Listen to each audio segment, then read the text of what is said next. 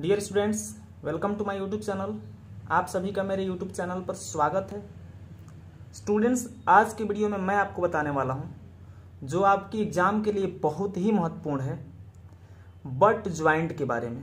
जो riveted joint होता है, बट ज्वाइंट, उसके बारे में चांसेज हैं एग्जाम में इस पे क्वेश्चन आने के, या फिर इसके डिजाइन मेथड जो होते हैं उसके बारे में, डिजाइन स्टेप लिखने के बारे में हो सकता है आ जाए। तो आप इसको ध्यान से अंत तक देखेंगे। मैं इसका एक क्वेश्चन भी आपको बताऊंगा और साथ में पूरा कॉन्सेप्ट भी आपको क्लियरली समझाऊंगा कि कैसे ये होता है। आपको स्क्रीन पे दिखाई दे रहा है बट ज्वाइंट। तो इससे पहले मैं कनेक्शन के बारे में थोड़ा सा आपको बता दूं। जो आपका कनेक्शन होता है,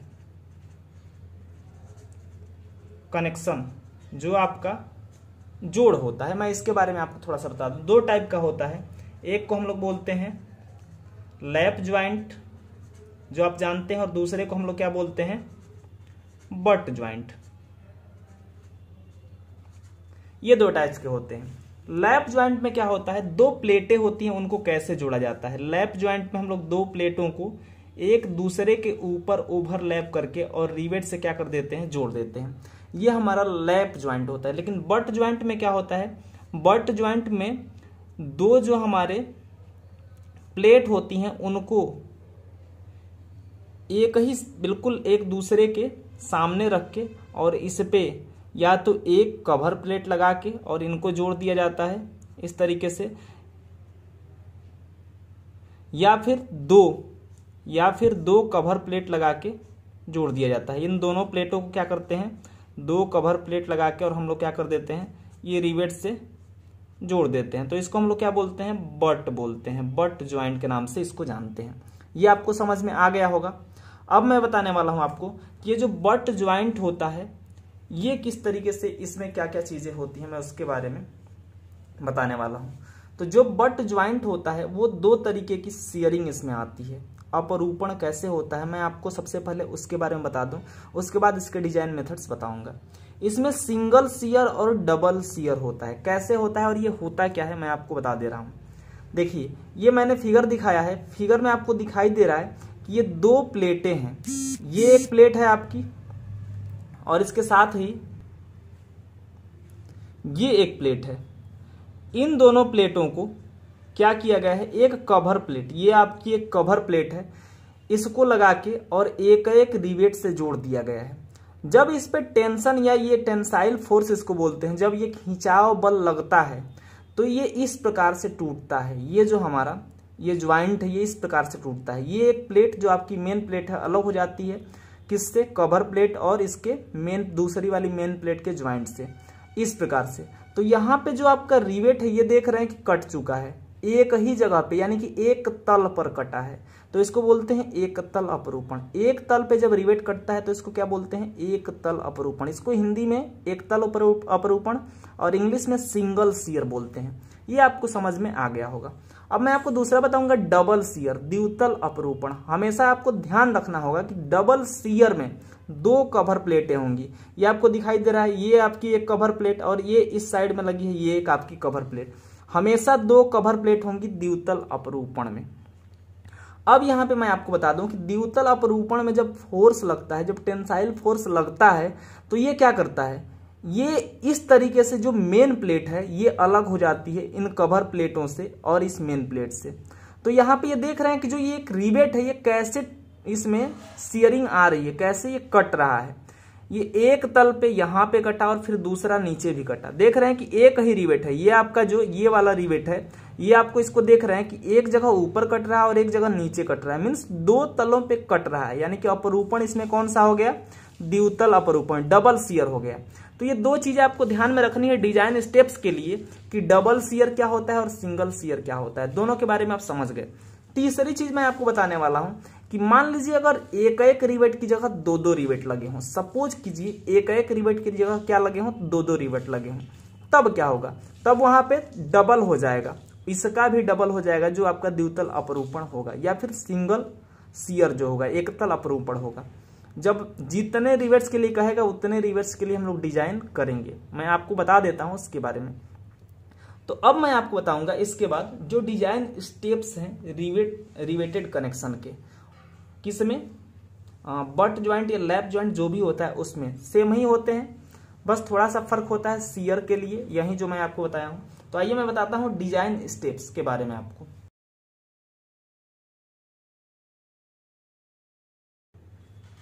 रिवेटेड कनेक्शन का जो डिजाइन स्टेप है इसके बारे में मैं आपको बताऊंगा।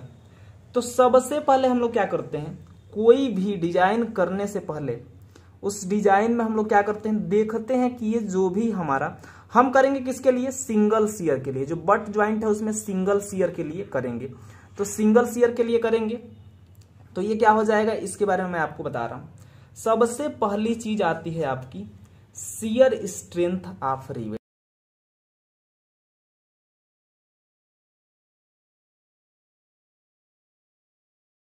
अपरूपण सामर्थ्य। अब आप अपरूपण सामर्थ्य जो होती है इसके लिए फार्मूला होता है, इसको डिनोट करते हैं पीएस से। पीएस तो ये आपका पीएस इक्वल टू होता है π/4 into D square into tau V F. क्या होता है, टाउ वी एफ ये होता है। जहां टाउ वी एफ क्या होता है, जहां टाउ वी एफ आपका अनुगेय अनुगेय अपरूपण प्रतिबल होता है। टाउ वी एफ मैं लिख दे रहा हूं, यहां पे 3 चीजें होंगी।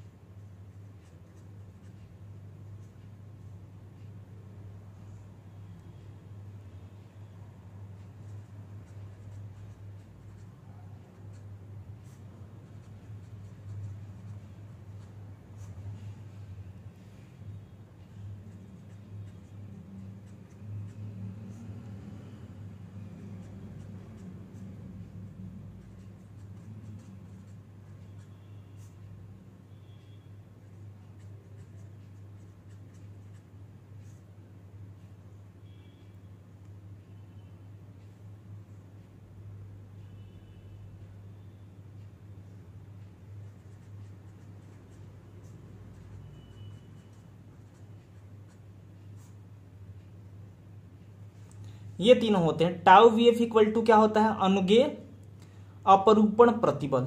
डी इक्वल टू क्या होता है, तो जो डी होता है हमारा वो होता है सकल व्यास, जिसको ग्रास डायमीटर बोलते हैं। डी इक्वल टू क्या होता है, सकल व्यास, जिसको हम लोग ग्रास डाया के नाम से भी जानते हैं। तो ये आपका फार्मूला हो गया। अब ध्यान रखेंगे ये जो अपरूपण सामर्थ्य है सिंगल शियर के लिए है। किसके लिए है, सिंगल शियर के लिए। अगर डबल शियर होता है तो इसी में 2 से मल्टीप्लाई कर देंगे। अगर डबल शियर होता है तो 2 से मल्टीप्लाई कर देंगे। अगर डबल शियर के साथ 2 रिवेट लगे हैं तो 2 इंटू 2 कर देंगे। वैसे ही इसमें अगर सिंगल शियर हो रहा है, एकतल अपरूपण हो रहा है तो इतना। अगर एकतल अपरूपण में ही एक नहीं, एक की जगह 2-2 रिवेट लगे हैं, एक साइड में 2 रिवेट लगे हैं, तो उसमें भी 2 से मल्टीप्लाई कर देते हैं। मैं आपको क्वेश्चन में ये चीज बताऊंगा और अच्छे से आपको समझ में भी आएगी। तो ये आपका हो गया आपका अपरूपण सामर्थ्य, जो पहला आपका स्टेप हो गया। उसके बाद जो दूसरा आपका स्टेप है, जो दूसरा स्टेप है आपका ये है बियरिंग स्ट्रेंथ ऑफ रिवेट।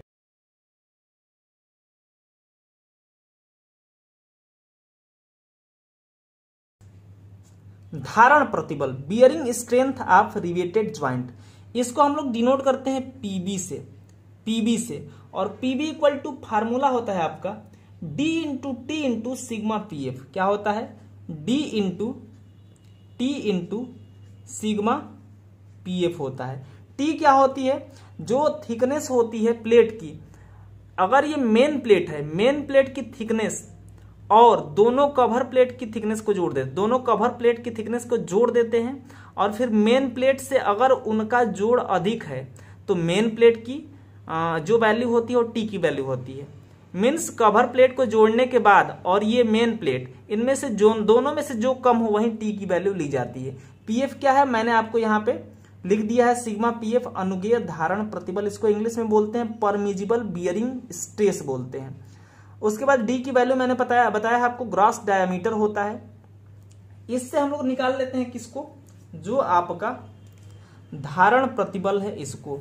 ध्यान रहे आपको एक चीज और, अगर यहाँ पे दो रिवेट सपोज कीजिए लगे हैं, एक रिवेट बीच में एक ही रिवेट आ रहा है, तब तो ये ठीक है, नहीं तो नंबर ऑफ रिवेट जितना होंगे उतने से इसमें मल्टीप्लाई कर देते हैं। अगर एक रिवेट के लिए डिजाइन किया जा रहा है तो कुछ नहीं करेंगे, अगर दो रिवेट के लिए बियरिंग स्ट्रेंथ को डिजाइन किया जा रहा है तब इसमें 2 से मल्टीप्लाई कर देते हैं। मैं आपको ये बताऊंगा कि ये कैसे आपको करना है।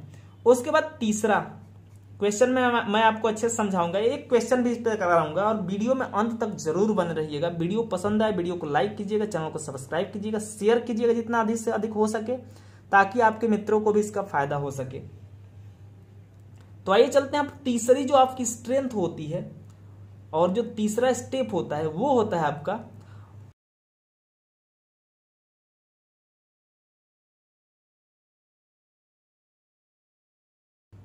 यहां पे मैंने धारण प्रतिबल लिख दिया है, ये धारण प्रतिबल आपका नहीं होगा, ये धारण सामर्थ्य होता है। ये क्या होता है, धारण सामर्थ्य होता है, ये आपको ध्यान में रखना है।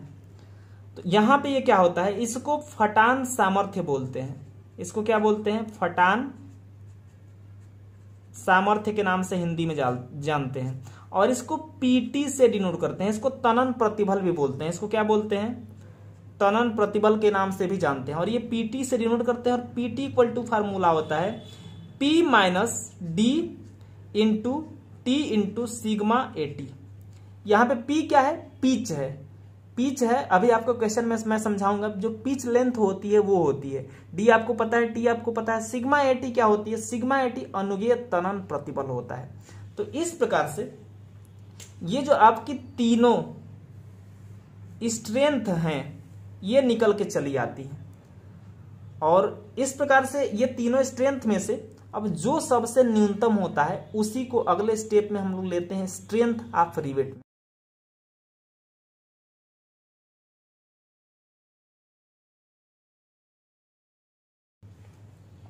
Strength of riveted connection, rivet जोड़ की सामर्थ्य ये क्या होगी। तो मैंने अभी आपका निकाला था पीएस का मान, पीबी का मान और पीटी का मान, इनमें से जो कम हो उसी को हम लोग क्या बोलते हैं, रिवेट की सामर्थ्य लेते हैं।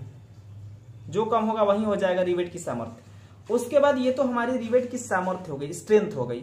अब बात करेंगे यहां पे दक्षता जो होती है, इफिशियंसी, आपका ये चौथा स्टेप है। उसके बाद आपका पांचवा स्टेप इफिशियंसी।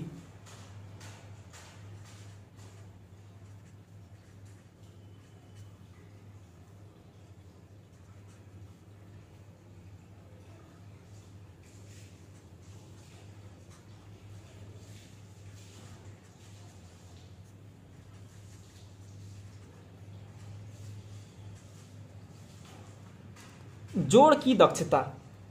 अब जोड़ की दक्षता का जो फार्मूला होता है ये क्या होता है मैं आपको इसके बारे में बताऊंगा। तो जोड़ की दक्षता होती है, इसको ईंटा से डिनोट किया जाता है। किस चीज से, ईंटा से डिनोट किया जाता है। और ईंटा इक्वल टू फार्मूला होता है ठोस जो आपकी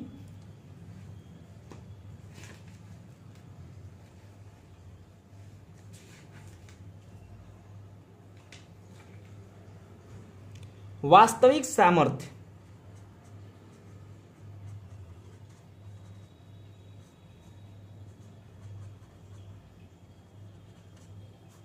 वास्तविक सामर्थ्य अपान ठोस प्लेट की सामर्थ्य।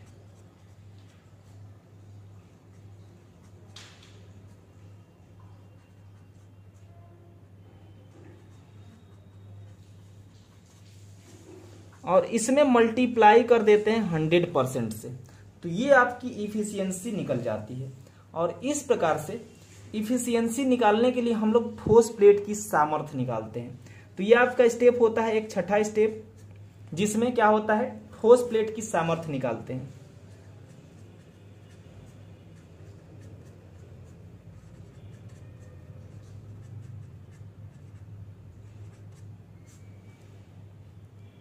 और इसको कैपिटल पी से डिनोट करते हैं। किससे? कैपिटल पी से। और कैपिटल पी इक्वल टू जो आपका फार्मूला होता है वो होता है P into T into F T. क्या होता है? P into T into F T, या इसी को बोलते हैं हम लोग सिग्मा एटी। जो सिग्मा एटी अभी मैं बताया था, ये P क्या होती है? जो आपकी P ये होती है आपकी जो पिच होती है, उसको हम लोग मान लेते हैं। जो पिच होती है या पिच लेंथ कह लीजिए, वो होती है टी। मैंने बताया था, सिग्मा एटी मैंने आपको बता दिया था। अब इसका मान मिल जाने के बाद इस जोड़ की दक्षता में वैल्यू को पुट कर देते हैं, तो हमें जो इफिशियंसी है ईटा इक्वल टू मिल जाता है। ईटा इक्वल टू कितना होगा। और इस प्रकार से जो आपका डिजाइन स्टेप है ये कंप्लीट हुआ। दोस्तों अब इसके बाद मैं आपको एक क्वेश्चन इसी पे कराने वाला हूं, तो आइए चलते हैं क्वेश्चन की तरफ। ये आपका क्वेश्चन आपको दिखाई दे रहा है, मैं पढ़ देता हूं। एक दोहरे रिवेटेड बट जोड़ में मुख्य प्लेटों की मोटाई 12 mm तथा कवर प्लेटें 8 mm की हैं। यदि रिवेट व्यास 22 mm हो तथा पिच 70 mm हो तो जोड़ की सामर्थ्य तथा दक्षता ज्ञात कीजिए। आपको ज्वाइंट की स्ट्रेंथ और इफिशियंसी फाइंड करना है। तो इसके लिए आपकी वैल्यू दे रखी है सिग्मा एटी की 150 न्यूटन पर mm स्क्वायर, टाउ वीएफ की भी वैल्यू और सिग्मा पीएफ की भी वैल्यू दी है। P इक्वल टू पिच आपकी 70 mm पहले से ही दे रखा है। D की वैल्यू ये हम निकाल ली है पहले से ही, 22 है। 25 से कम है तो इसमें 1.5 जोड़ेंगे। अगर ये 25 से अधिक रहता तो इसमें हम लोग 1.5 की जगह क्या करते, 2 जोड़ देते। तो ये D की वैल्यू आपकी आ गई 23.5 mm। अब यहां से हम लोग क्या कर लेंगे, इसको देखेंगे सबसे पहले कि ये इसकी सियरिंग कैसे होगी। यहां पे मैंने एक फिगर बनाया, आपको दिख रहा है। इसमें 2 रिवेट की बात की है, दोहरे रिवेटेड, यानी कि 2 रिवेट्स लगे हैं। ये आपको फिगर में दिखाई दे रहा है, 2 रिवेट लगे हैं और इस तरीके से इसमें 2 रिवेट्स हैं। अब आप देखिए और इसमें बताइए कि एक रिवेट 2 जगह कट रहा है, तो 2 रिवेट मिलकर कितनी जगह कटेंगे, 4 जगह कटेंगे। तो आइए स्ट्रेंथ निकालते हैं, स्ट्रेंथ कैसे निकलेगी। तो स्ट्रेंथ में जो सबसे पहली आपकी स्ट्रेंथ होती है वो हम लोग निकालेंगे। कौन सी होती है? सियरिंग स्ट्रेंथ या सियर स्ट्रेंथ।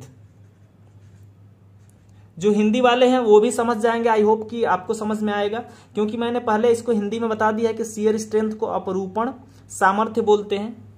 और इसको हम लोग डिनोट करते हैं किस चीज से?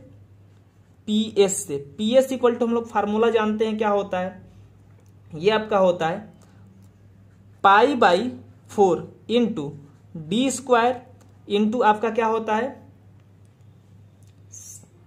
Tau VF।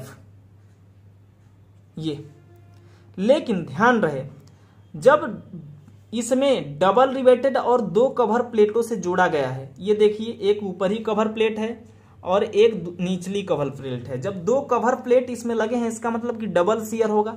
तो डबल शियर के लिए मैंने पीछे आपको डिजाइन स्टेप में बताया था कि 2 से मल्टीप्लाई कर देते हैं।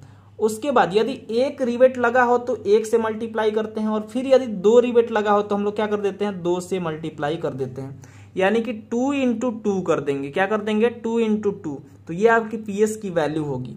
तो 2 इंटू 2 करेंगे तो ये PS इक्वल टू क्या हो जाएगा, 2 इंटू 2 4, और ये π/4 है तो 4 से ये 4 डिवाइड हो जाएगा तो ये कैंसिल हो गया। तो यहाँ पे क्या बचा, केवल पाई इंटू ये आपका क्या बचा, D square into tau VF। ये वैल्यू पुट कर देंगे तो आपकी क्या हो जाएगा, PS इक्वल टू हो जाएगा पाई इंटू डी स्क्वायर, यानी कि डी की वैल्यू 23.5, इसका होल स्क्वायर कर देंगे, इंटू टाउ VF की वैल्यू आपका दिया गया है 100। अब ये न्यूटन पर mm में है तो इसको किलो न्यूटन में चेंज करने के लिए हम लोग क्या कर देंगे, 10⁻³ से ये मल्टीप्लाई कर देंगे तो ये किस में आ जाएगा, किलो न्यूटन में आ जाएगा। तो ये यहां से PS इक्वल टू आपका क्या हो जाएगा, हम लोग इसको निकाल लेंगे। तो आइए निकाल लेते हैं। PS की वैल्यू आपकी क्या होगी, ये हम लोग निकाल लेंगे। यहाँ पे पाई तो पाई के लिए शिफ्ट दबाएंगे, ये पाई हो गया आपका। मल्टीप्लाई कर देंगे 23.5 का स्क्वायर है, तो ये 23.5 का हम लोग स्क्वायर कर देंगे इंटू 100, तो इंटू ये 100 और इसमें 10⁻³ से गुणा किया गया है, यानी कि 10⁻³ का मतलब हो गया कि 1000 से भाग देना। 10⁻³ का मतलब होता है 1000 से गुणा करना, माइनस से नीचे जाएगा तो ये 1000 से क्या कर देंगे, इसमें भाग दे देंगे, 1000 से भाग दे देंगे। और ये आपका आ गया 173.4, कितना आ गया 173.4 किलो न्यूटन। किसकी वैल्यू आ गई, शियर स्ट्रेंथ की वैल्यू आपकी आ गई। उसके बाद जो दूसरी चीज है आपकी वो है बियरिंग स्ट्रेंथ निकाल लेंगे। क्या करेंगे, बियरिंग स्ट्रेंथ निकाल लेंगे। और ये हम लोग जानते हैं इसका फार्मूला होता है पीबी, और पीबी इक्वल टू क्या होता है, पीबी इक्वल टू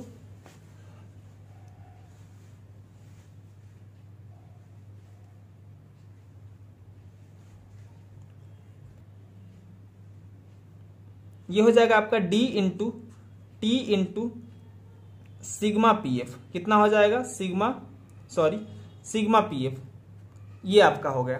तो यहां से वैल्यू पुट कर देंगे, तो ये आपका पीबी इक्वल टू निकल जाएगा डी की वैल्यू 23.5 इंटू टी की वैल्यू। अब टी की वैल्यू निकालने के लिए ध्यान देते हैं। अब देखिए जो कवर प्लेट है 8 mm की है, तो 8 mm की एक ऊपर है और 8 mm की एक नीचे है। तो कवर प्लेट आपकी जो है इसकी पूरी थिकनेस कितनी हो गई, 8 ऊपर और प्लस 8 नीचे, तो ये 16 हो गई। और जो मेन प्लेट है इसकी थिकनेस आपकी दिया है कितना, 12 mm। 16 और 12 में से जो कम है उसी को लेते हैं, तो 12 कम है तो टी की वैल्यू कितनी लेंगे, 12 लेंगे। यही मैं आपको पीछे समझा रहा था।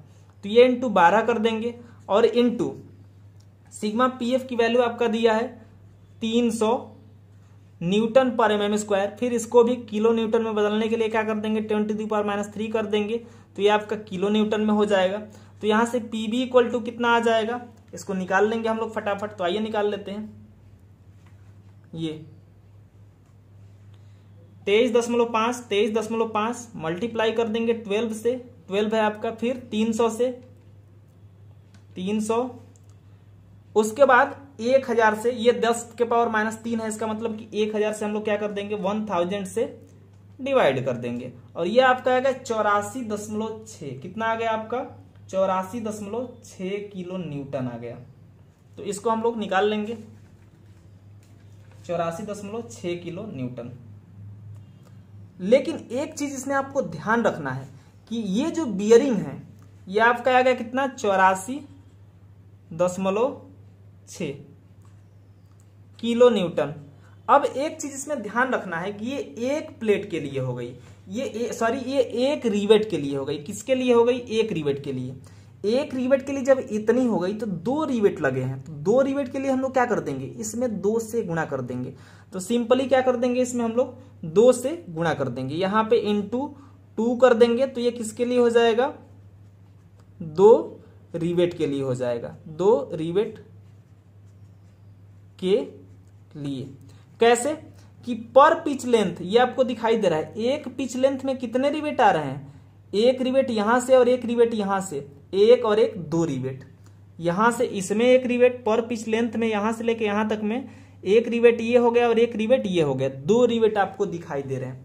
तो 2 रिवेट के लिए 2 से मल्टीप्लाई कर देंगे, तो ये आपका कितना हो जाएगा, पीबी इक्वल टू, पीबी की वैल्यू आपकी कितनी हो जाएगी, इसी में आंसर कर देंगे 2 से। तो ये आपका हो गया 84 आया था, कितना आया था 84.6, इसमें मल्टीप्लाई कर देंगे 2 से, तो ये आपका क्या आ गया 169.2 आ गया।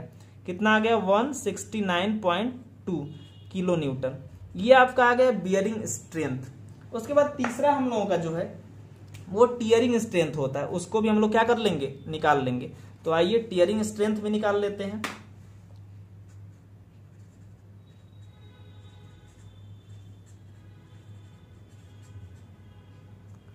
टियरिंग स्ट्रेंथ, और इसको डिनोट करते हैं पीटी से, इसको टेंसाइल स्ट्रेंथ के भी नाम से हम लोग जानते हैं। और ये पीटी इक्वल टू आपका जो फार्मूला होता है ये होता है P - D into T, P - D into T into होता है आपका सिग्मा एटी। क्या होता है? Sigma eighty. सब की वैल्यू पुट कर देंगे इसमें।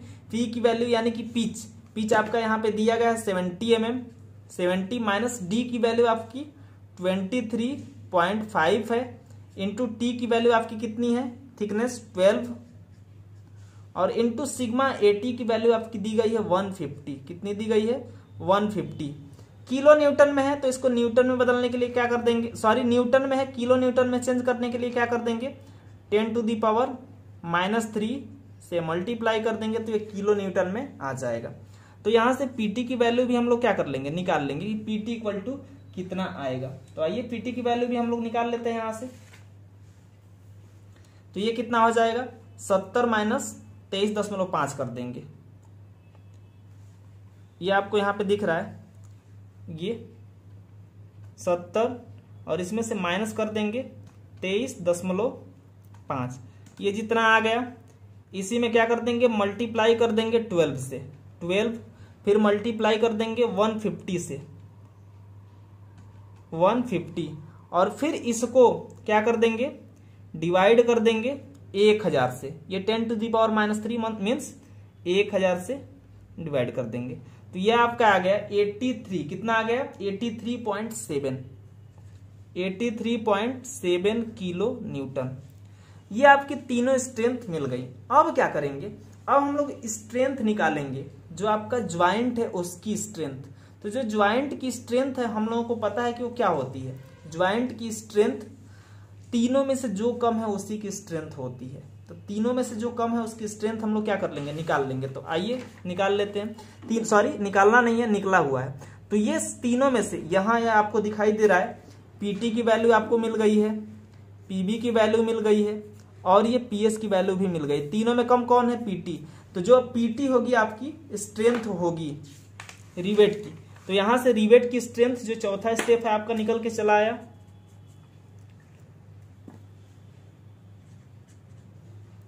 स्ट्रेंथ ऑफ रिवेट,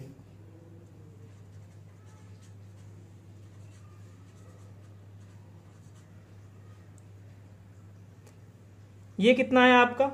ये आ गया पीटी इक्वल टू कितना था? 83 ये आपको दिखाई दे रहा है 83.7 किलो न्यूटन। 83.7 kilo Newton. मैंने बताया था कि जो सबसे कम होता है वहीं लिया जाता है। ये आपकी आ गई स्ट्रेंथ। अब क्या करेंगे? इफिशियंसी हमको निकालना है। तो इफिशियंसी निकालने से पहले हम लोग क्या कर लेते हैं? सॉलिड प्लेट की स्ट्रेंथ निकाल लेते हैं। क्या करते हैं? सॉलिड प्लेट की स्ट्रेंथ। तो आइए निकाल लेते हैं उसको। ठोस प्लेट की सामर्थ्य, ठोस प्लेट की सामर्थ्य, स्ट्रेंथ ऑफ सॉलिड प्लेट। इसको हम लोग डिनोट करते हैं कैपिटल पी से। आप कह सकते हैं capital P equal to, formula होता है P into T into sigma AT. मैंने आपको बताया था सिग्मा एटी होता है। तो P की वैल्यू आप जानते हैं 70 है, इंटू टी की वैल्यू हमने लिया है 12, इंटू एटी की वैल्यू कितनी है? तो यहां से पीछे से देख लेते हैं। P की 70, T की हमने अभी 12 निकाला था, और एटी सिग्मा एटी की वैल्यू 150 है, इंटू 150 कर लेते हैं। न्यूटन में है, किलो न्यूटन में बदलने के लिए 10⁻³ किलो न्यूटन कर लेते हैं, और इसको निकाल देंगे तो ये P इक्वल टू आपका कितना आ जाएगा? ये आपका आ जाएगा 70। तो इसमें 70 से मल्टीप्लाई कर देते हैं, इंटू 12 इंटू 150, और इसको भाग दे देते हैं 1000 से। कितने से? 1000 से। तो ये आपका 126 आ गया। कितना आ गया? 126 किलो न्यूटन आ गया। तो ये 126 किलो, सॉरी किलो में लिखना भूल गया, किलो न्यूटन। ये आपका कितना हो गया? मैं फिर से लिख देता हूं इसको, 126 किलो न्यूटन आपका मिल गया पी की वैल्यू। अब हम लोग जानते हैं अगला स्टेप क्या होता है। आपका छठा और लास्ट होता है इफिशियंसी, जो आपको निकालना है, क्वेश्चन में दिया गया है इफिशियंसी, दक्षता। दक्षता ईटा इक्वल टू आपका फार्मूला होता है ठोस प्लेट की सामर्थ्य को सॉरी इससे भाग दे देते हैं जो टोटल स्ट्रेंथ होती है। तो ये पीटी स्ट्रेंथ ऑफ रिवेट और उसमें डिवाइड कर देंगे किस चीज से, पी से, और 100% इसको कर देते हैं। तो ये आपका ईंटा इक्वल टू कितना हो जाता है, पीटी की वैल्यू आपका दिया है 83.7 किलो न्यूटन, डिवाइड कर देते हैं 126 किलो न्यूटन से और इंटू 100% कर देते हैं। तो ये आपकी ईंटा इक्वल टू निकल जाता है कितना, हम इसको निकाल लेंगे 83.7 और इसको डिवाइड कर देंगे 126 से और इसको फिर मल्टीप्लाई कर देंगे 100 से। तो ये आपका कितना हो गया 66.4 आपको दिखाई दे रहा है, 66.4, 2 8 है तो इसको 4 3 लिख सकते हैं परसेंट। ये आपकी दक्षता निकल के आ गई, जोड़ की दक्षता आपकी कितनी हो गई ये। तो आप आंसर में क्या लिखेंगे, आप आंसर में लिखेंगे कि आपका आंसर है सबसे पहला स्ट्रेंथ आपका कितना आ गया 83.7 किलो न्यूटन और जो दक्षता आ गई आपकी 66.43%। ये आपका क्या हो जाएगा, आंसर हो जाएगा। इस तरीके से लास्ट में लिख देंगे और इस प्रकार से जो आपका ये क्वेश्चन हो गया कंप्लीट। तो आई होप कि आपको ये वीडियो पसंद आई होगी। वीडियो पसंद आई हो वीडियो को लाइक जरूर करें, चैनल को सब्सक्राइब कर लें, बेल आइकन को प्रेस कर दें जिससे आने वाले किसी भी नए वीडियो का नोटिफिकेशन आपको प्राप्त होता रहे। जितना से अधिक हो सके अपने दोस्तों मित्रों में शेयर करें ताकि उनको भी इसका लाभ मिल सके। थैंक यू, मिलते हैं नेक्स्ट वीडियो में।